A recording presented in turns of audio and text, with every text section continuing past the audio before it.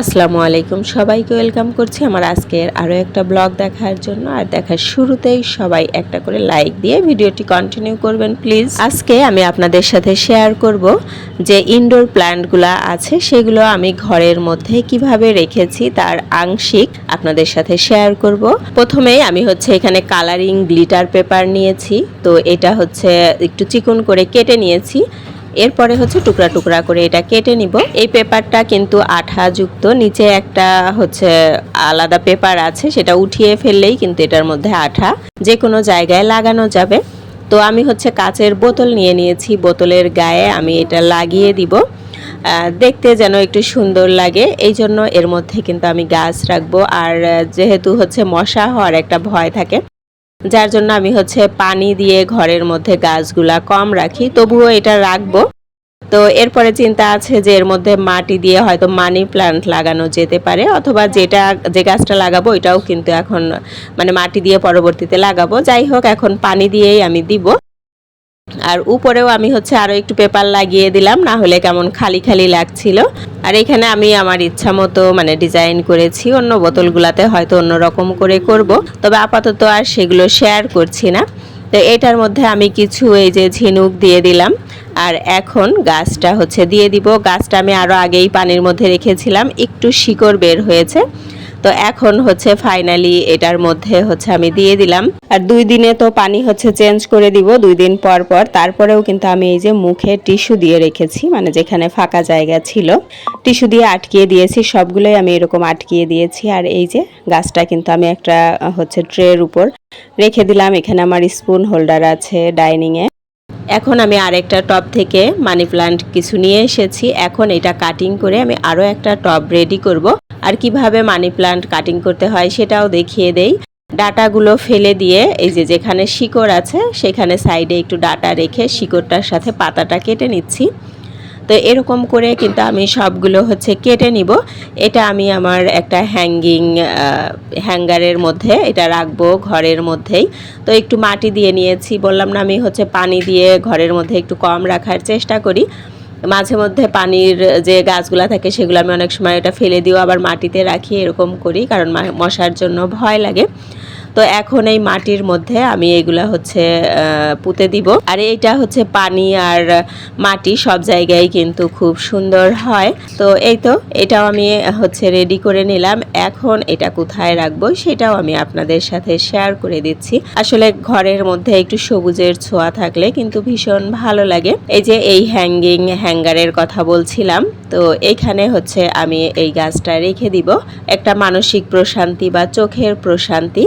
আর ঘরের মধ্যে সবুজ থাকলে আসলেই ভালো লাগে। আর আমার মনে হয় এখন ম্যাক্সিমাম মানুষই গাছ ভীষণ পছন্দ করে।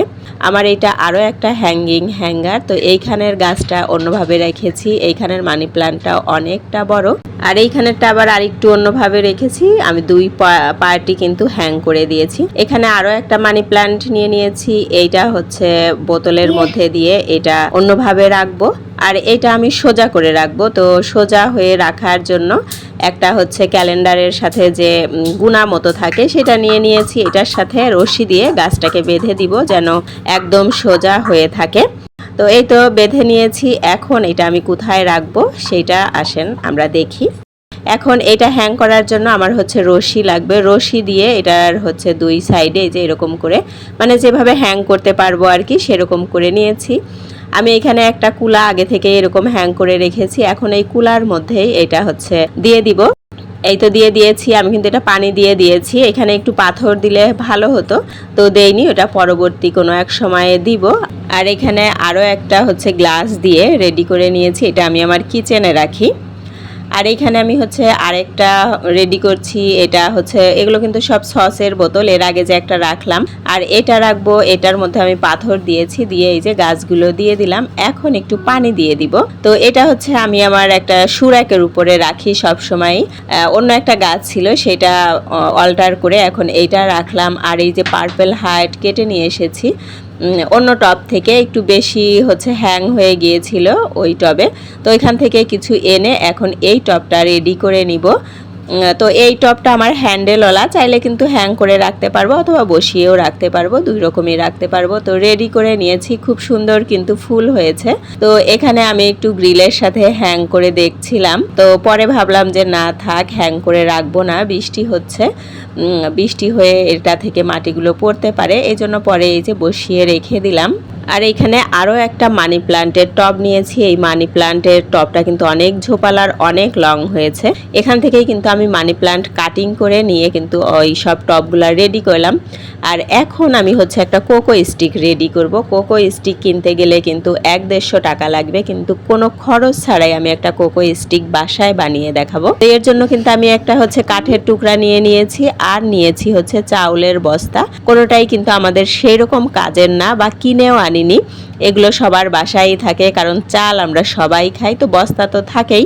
আর এরকম কাঠের টুকরা অথবা হতে পারে নষ্ট হয়ে যাওয়া হচ্ছে যে কাঠের খুন্তিগুলা থাকে সেইটা দিয়ে, অথবা ঘর মোছার যে মপগুলা থাকে সেই লাঠিগুলা দিয়ে হতে পারে, ঝুল ঝাড়ুর যে লাঠি সেগুলো দিয়েও কিন্তু সেম ভাবে বানিয়ে নেওয়া যেতে পারে। এখন আমি তো কাঠের সাথে বস্তাটা মুড়িয়ে নিয়েছি, একদম নিচ পর্যন্ত কিন্তু মুড়াইনি, কিছুটা ফাঁকা রেখেছি, কারণ এটা তো মাটির মধ্যে পুঁতে দিতে হবে। তো লাস্টে হচ্ছে আমি একটু গিট দিয়ে নিয়েছি, মানে রশি দিয়ে, যেন এটা হচ্ছে আটকে থাকে। জাস্ট একটা এরকম হচ্ছে গিট দিলেই হবে। আমার এই স্টিকটা মনে হচ্ছিল আমার কাছে যে একটু ছোট হয়ে গিয়েছে, একটু বড় করা দরকার, যার জন্য একটু বোতল দিয়ে আরো বড় করে নিলাম। এখন হচ্ছে এই যে টবের মাঝখানে কিন্তু আমি বসিয়ে দিয়েছি, এখন এইটার সাথে গাছটা মুড়িয়ে দিব। আর এই কোকো স্টিক বানাতে যেমন খরচ হবে না, তেমনই কিন্তু সময়টাও খুবই অল্প লাগে, অল্প সময়েই সুন্দর একটা কোকো স্টিক বানানো হয়ে যেতে পারে। আর কোকো স্টিকের সাহায্যে এরকম গাছগুলো রাখলে কিন্তু ভীষণ সুন্দর দেখায়, মানে এক একটা গাছ এক এক প্যাটার্নে রাখলাম, এটা দেখতে ভালো লাগে আমার কাছে যেটা মনে হয়। তো আপনারা কিন্তু কোনো খরচ ছাড়াই এরকম করে সবাই কোকো স্টিক বানিয়ে নিতে পারেন। এই টবটাও রেডি হয়ে গেল। এরপরে আমার আগের থেকেই আরও একটা মানি প্লান্ট এরকম ছিল, তো এটা হচ্ছে আমি পাথর দিয়ে রেখেছি। আর আজকের ভিডিওটা এ পর্যন্তই। সবাই ভালো থাকুন, সুস্থ থাকুন, আল্লাহ হাফেজ, আসসালামু আলাইকুম।